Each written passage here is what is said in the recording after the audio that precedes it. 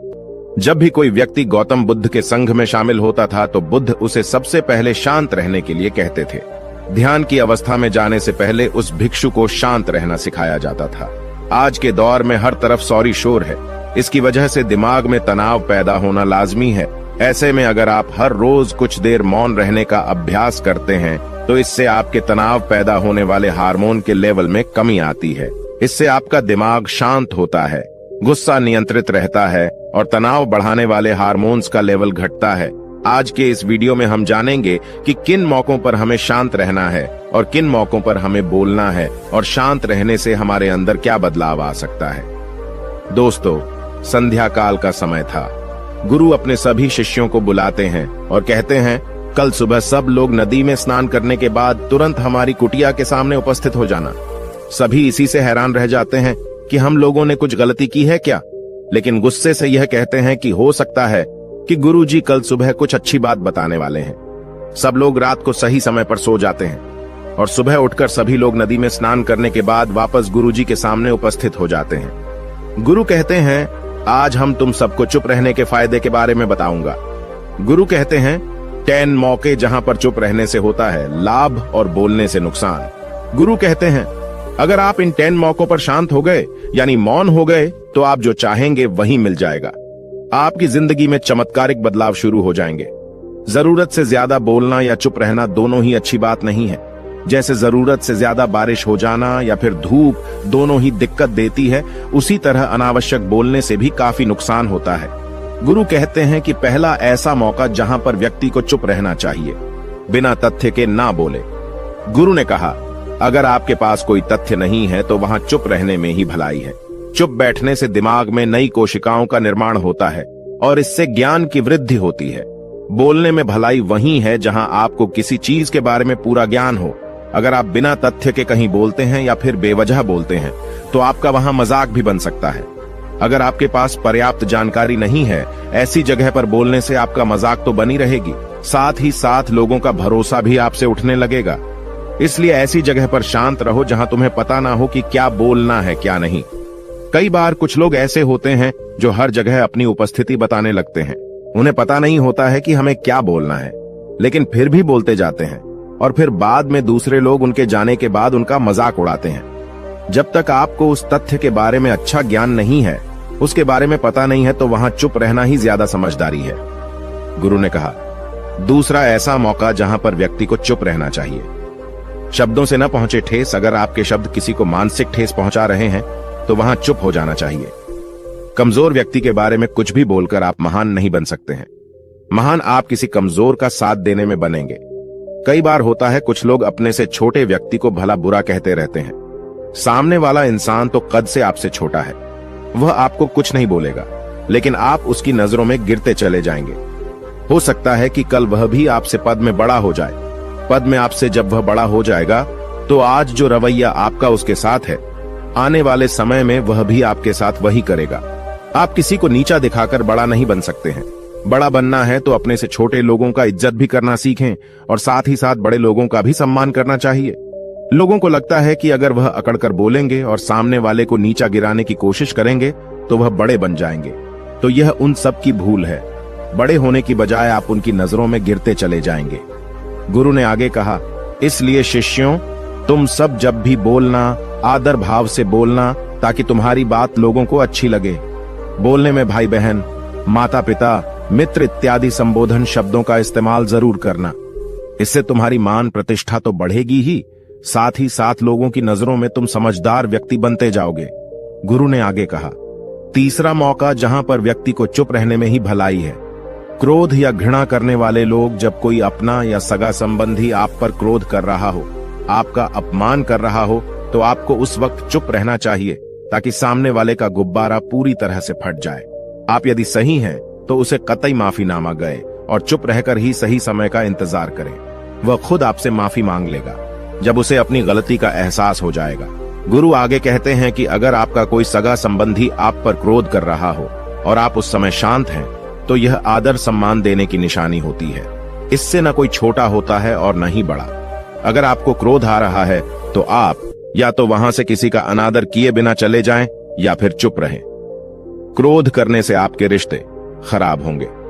क्रोध करने से हमेशा क्रोध करने वाले व्यक्ति का ही बुरा होता है। गुरु आगे कहते हैं कि एक बार की बात है, एक सांप जंगल से भागते हुए किसी राजा के घर में पहुंच गया।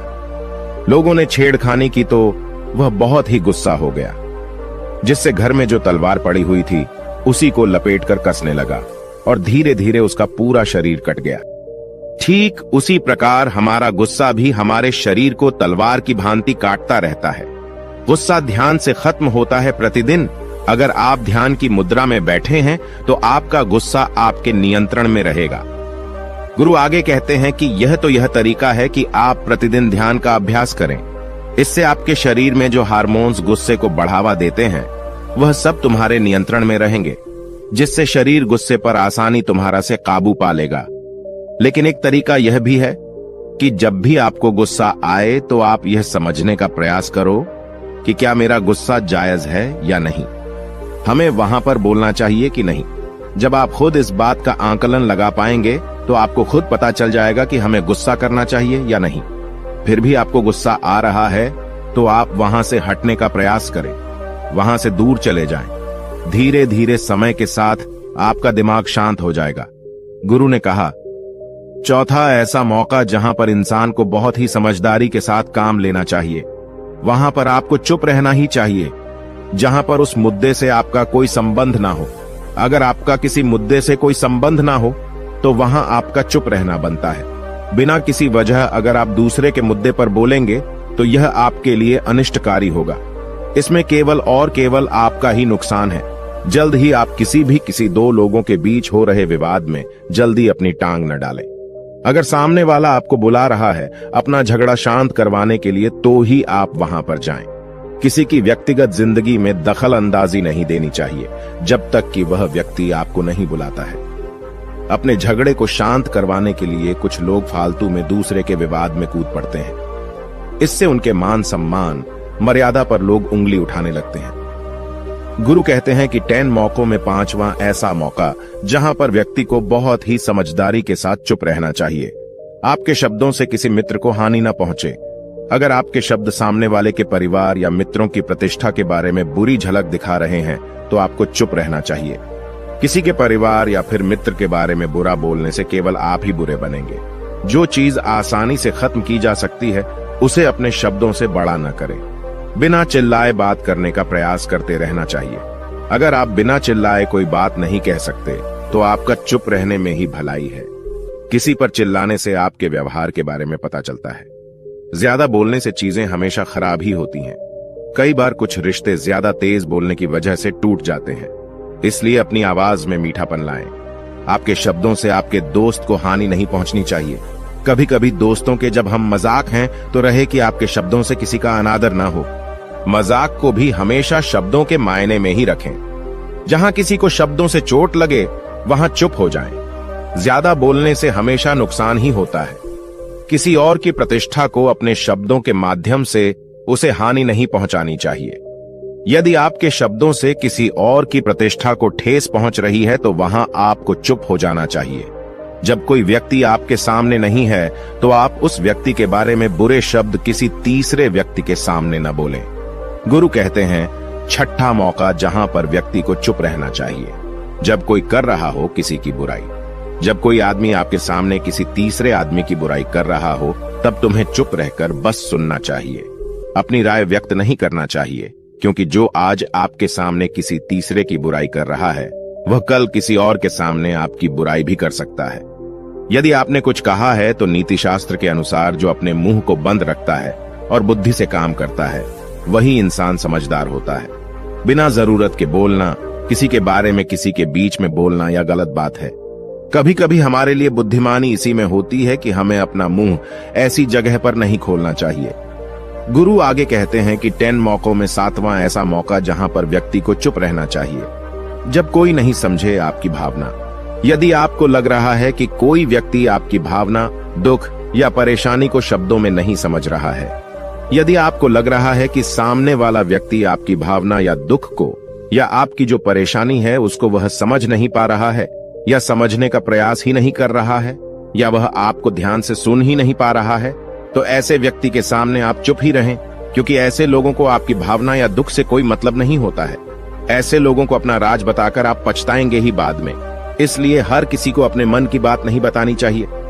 अगर आपको लग रहा है कि सामने वाला आपकी बात को नहीं समझ पा रहा है, आपकी भावनाओं को नहीं समझ पा रहा है, तो वहां पर आपको नहीं बोलना चाहिए, क्योंकि आज में आपका मजाक ही बन जाएगा जब आपको लगने लगे कि सामने वाला आपकी भावनाओं को ठीक तरीके से समझ रहा है, आप जो कह रहे हैं वह ठीक से सुन रहा है, तभी आप उसे अपनी बात कहें। गुरु कहते हैं कि 8वां मौका जहां पर आपको चुप रहना चाहिए, जब कोई इंसान अपना दुख व्यक्त करे। यदि कोई इंसान अपने दुख या परेशानी को आपको बता रहा है, तो इसका मतलब यह है कि वह आपको अपना समझ रहा है। ऐसे में तुरंत ही उसे समाधान बताने के बजाय चुप रहकर उसके दुख या समस्या को सुने। उसके दुख या समस्या को किसी और को न बताएं। वह इसलिए नहीं बता रहा है कि उसकी समस्याओं का समाधान कर देंगे, बल्कि वह इसलिए भी बता रहा है कि सामने वाला उसकी बात को समझ रहा है। कई बार बताने से दुख कम हो जाते हैं।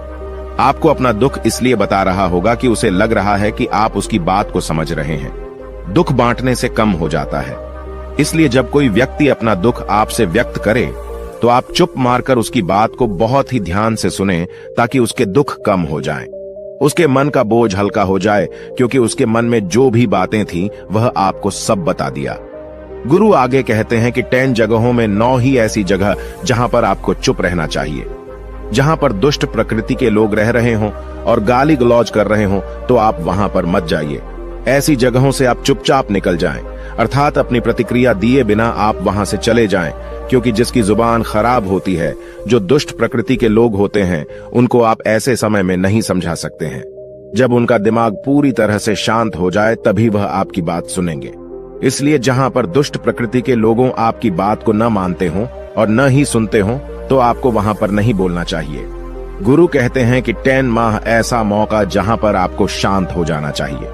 अपनी सफलता का राज हर किसी को न बताएं। कई बार होता है कि कुछ लोग जो सफलता को बहुत ही जल्दी अर्जित कर लेते हैं, वे हर जगह अपनी सफलता का ढिंढोरा पीटने लगते हैं। ऐसे में क्या होता है कि कई लोग आपकी सफलता से खुश नहीं होते हैं।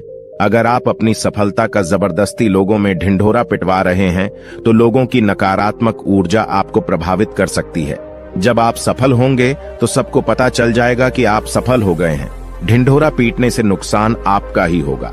इतना कहकर गुरु ने कहा, शिष्यों, आज के लिए बस इतना ही। अगर तुम सब मेरी इन 10 बातों को अपने जीवन में अपना लेते हो, तो तुम सब काफी हद तक परेशानियों से बचे रहोगे। दोस्तों, ऐसी कहानी हमें जीवन जीने का तरीका सिखाती है। अगर आपको यह कहानी पसंद आई हो और आप हमारे चैनल पर और बेहतरीन कहानी देखना चाहते हैं, तो चैनल को सब्सक्राइब जरूर करें। धन्यवाद।